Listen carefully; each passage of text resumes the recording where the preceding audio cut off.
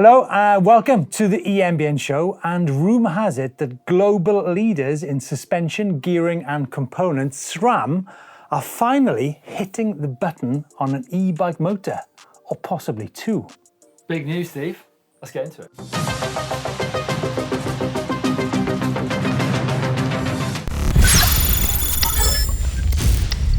Don't forget, if you're into e-bikes, do us a big favour, hit that subscribe button. It makes a big difference to who finds EMBN. If they're new to e-bikes, there's loads of people out there. People like Paddy McGuinness, Paddy McGuinness. Yeah, not only new to e-bikes. But not only that, you know, you guys get to see some of the cool places some of your friends are riding on their e-bikes as well. Exactly. So help us out, spread the channel, spread the love, hit that subscribe button.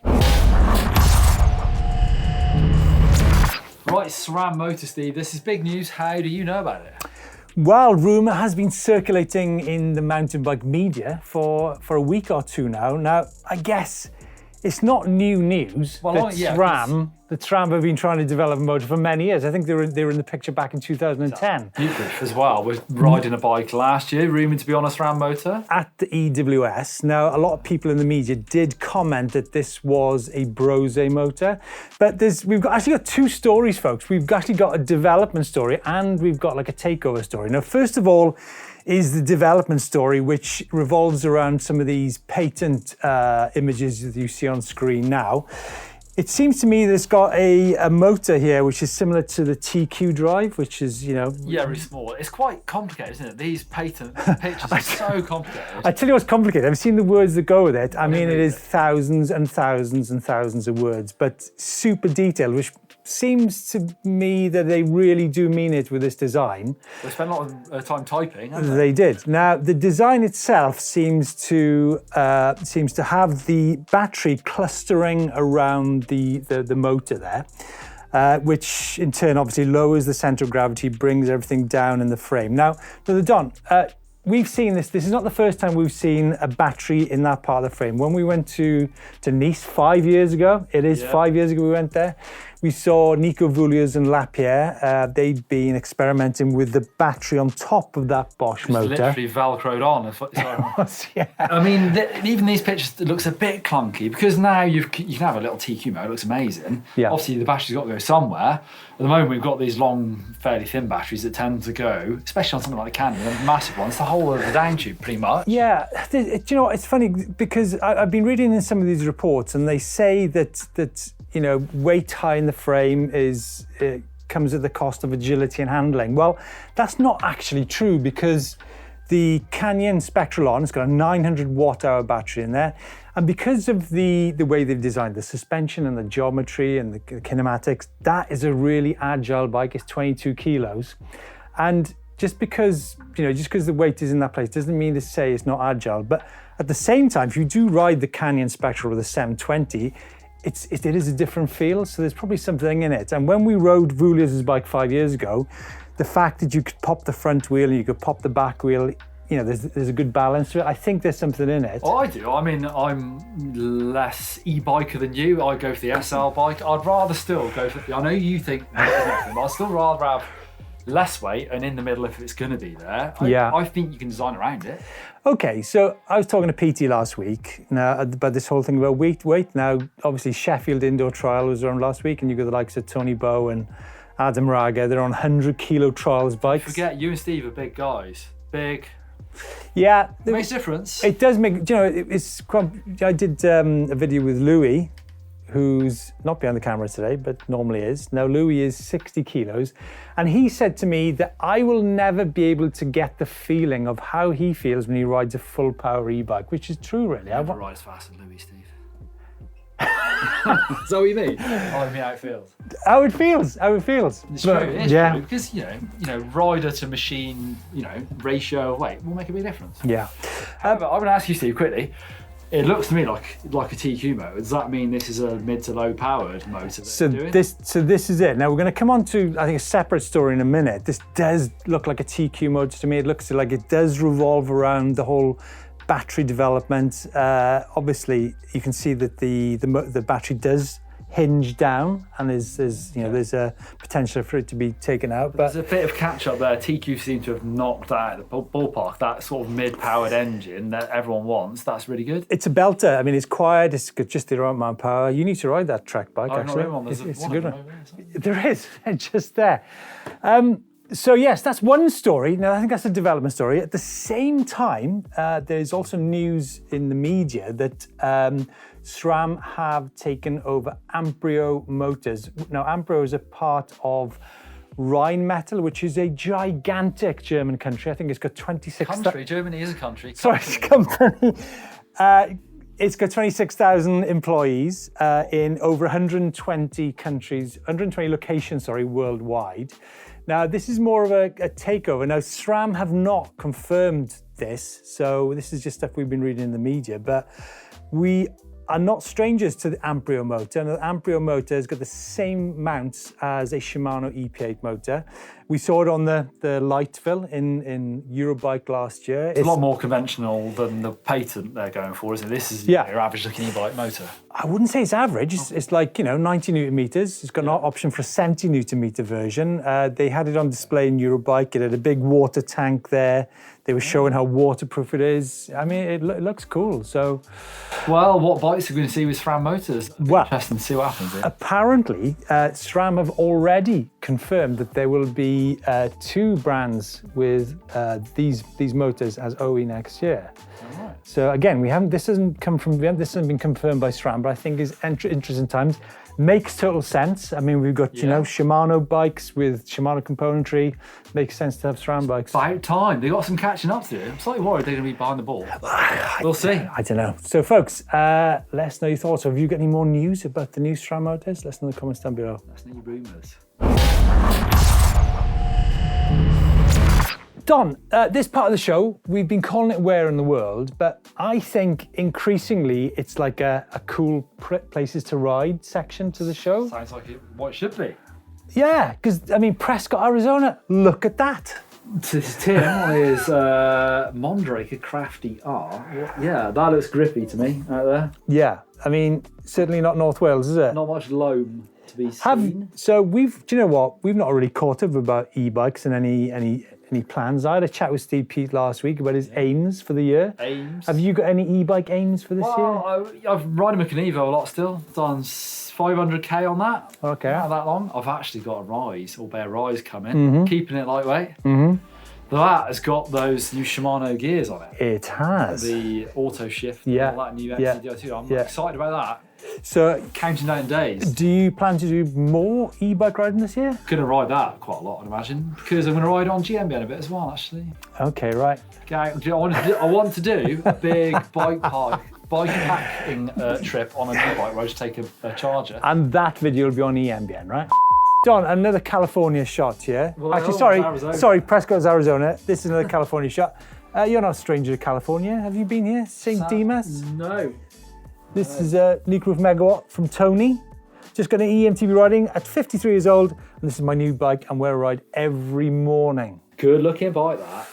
Got SRAM axis on it. Big in SRAM at the moment, aren't we, Steve? Yeah. Shimano motor.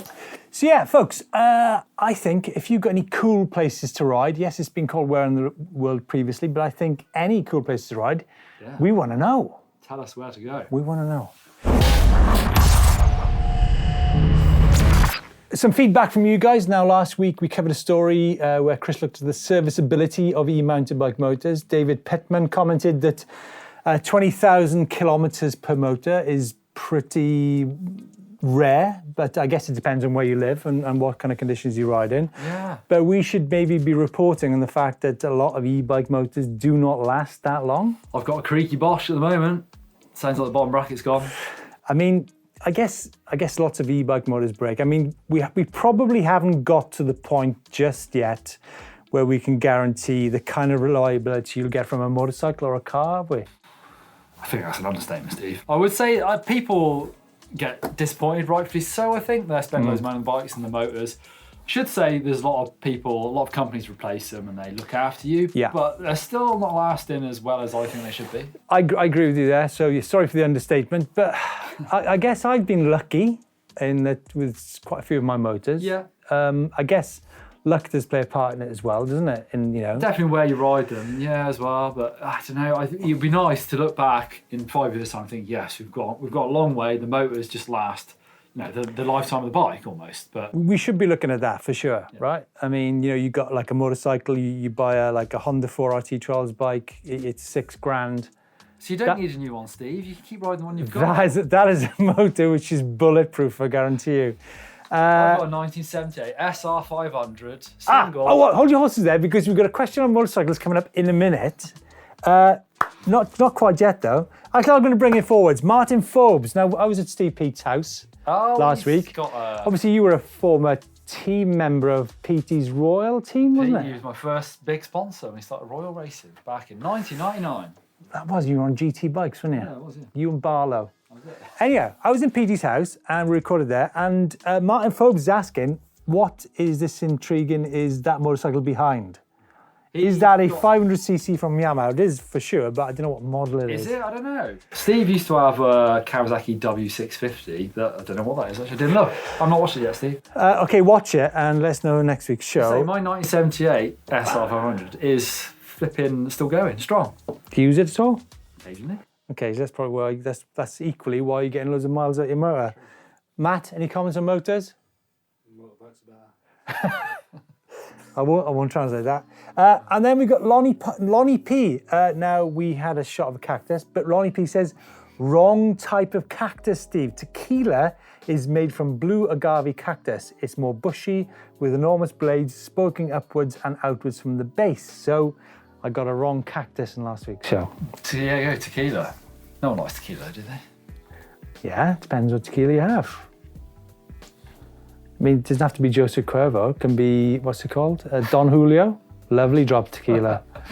Folks, thanks so much for your engagement in the comments and questions. And catch up with some more next week. Coming up on the channel this week, one of Chris's final videos looks at e-bike battery care and maintenance. And then on Sunday, Don, booting it. Now, booting it revolves around suitable footwear for the winter on your e-mountain bike. Matthew behind the camera, as you can see, is shaking his head here. I've seen photos from this shoot. What did you describe me as, Matt? I can't say. You can't say. Well, you're pretty giving it that when we were out on the So basically, Matthew here thinks that wellies, as well as a lot of people, Doddy included, that wellies are not suitable footwear for a mountain bike or e-mountain bike in the winter. I'd probably agree. Steve, you were famous for racing in the 90s in your short rugby shorts and wellies. I didn't say it on the video. Not famous for the right reasons. But I did actually stand on a national podium, at the top of a national podium, in a pair of wellies. In what, veterans? Masters. Okay. I think even you've passed Masters these days, Don. Anyway, that video is coming out on Sunday. And I think it's an insight into maybe where we could be going with footwear for your mountain bike. Wellies with what, cleats in the bottom? No, no, definitely not. Okay, folks, it's time to wet your whistle with some bike vault shots. In fact, we get nice and super nice with a whistle in the bike vault these days. It's news to me. Well, We're starting off in the pub, Steve. We are. Surely we should finish in the pub. This is a warmer-upper. Tom's Cannondale Moterra. Tom is a pub landlord in the Crichter's Arms Barnard Castle, County Durham, and he's had his e-bike wrapped with the pub logo. Yeah, I spoke to Jake at Snakeskin, told him my idea and left him to it. Not a bad paint job, is it? Great idea. Bike is hanging out in the pub. It's kind of lager colour, isn't it? Is it a lager colour? Cricketer's Arms. Guys, get yourselves up to the Cricketer's Arms. I mean, it is, isn't it? There you go. A pint to the top there, or a half. Do you know, this is Richard's White Treffle. I believe that's your neck of the woods, is it not, Steve? It's not my neck of the woods. It's not far from my neck of the woods, but it's a fantastic place to go riding off-road two wheels, for sure. Is there not a big quarry around there? There is a monumental quarry around there, yeah. Post-broken collarbone ride went well. Good news. Is it a nice or a super nice to the Don? White E160S 2022. Nice. Nice. There's a beautiful colour on this bike. Sam's Levo Expert in Newport, South Wales. That's not Newport, South Wales, surely. Matt, look at that. That looks like California. It's on New South Wales. Enjoying the weapon, Specialized have created after install axis, carbon bars, troll bays, and a 240mm dropper post. It's nice, right? Yeah. Nice. The next bike is the Canyon. This is Alex's Canyon across in Comuna, Romania. I think this is super nice. They're great looking bikes, aren't they? Is that it's a 900 watt hour like you were discussing earlier? Yeah. What? It's got Shimano gears and Fox dropper post. So you don't have all the Axis batteries to deal with. Yeah. So that basically the 900 comes in either the Fox or the SRAM version. I see. So that's good. Really this is actually the one I ride with the Fox 36 and the there's a question for you. Electronic gearing or manual? I would probably choose manual, if I'm honest. Like your style. Matthew? Manual. Manual, 3 manuals. Folks, Although I haven't tried, I'm waiting for that new Shimano XT Di2. Yeah, you did mention it earlier. Anyway, did I say super nice? Super nice from Alex. Look how clean this shot is. Lock Fleet, Scottish Highlands. I think that's a beautiful shot. It's a really beautiful shot. Nice flat light on there. It's definitely super nice in my eyes, Don. Yeah. You haven't heard of Whistle Off the Don yet. Now this is a character who is pondering what a good bike vault shot should look like.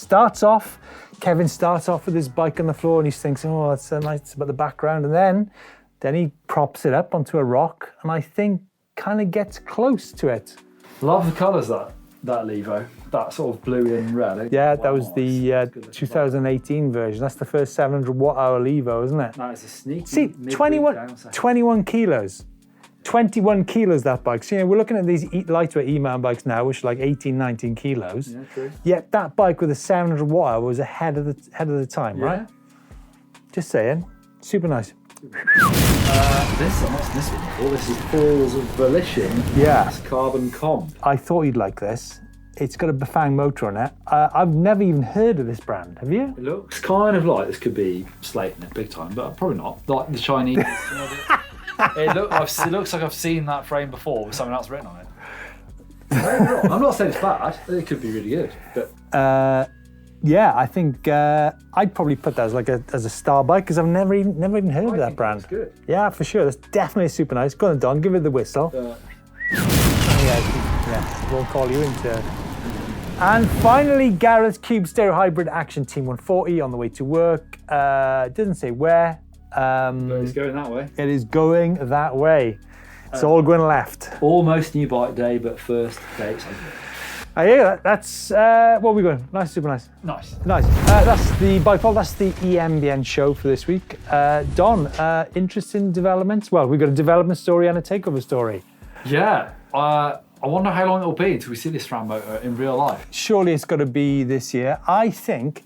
Do you know what's funny? Just one final thing is you go around Eurobike show and it always amazes me just how many e-bike motor brands there are in the world. I mean, there are literally dozens at Eurobike. So it was never going to be too long before, the likes of SRAM Who's took over. Who's going to win the arms race? Well, it's going to continue forever. But... Well, actually, do you know what? Funny enough, there will be another player in the e-bike motor business in 2023. And I guarantee you it's going to be monumental. See you next week.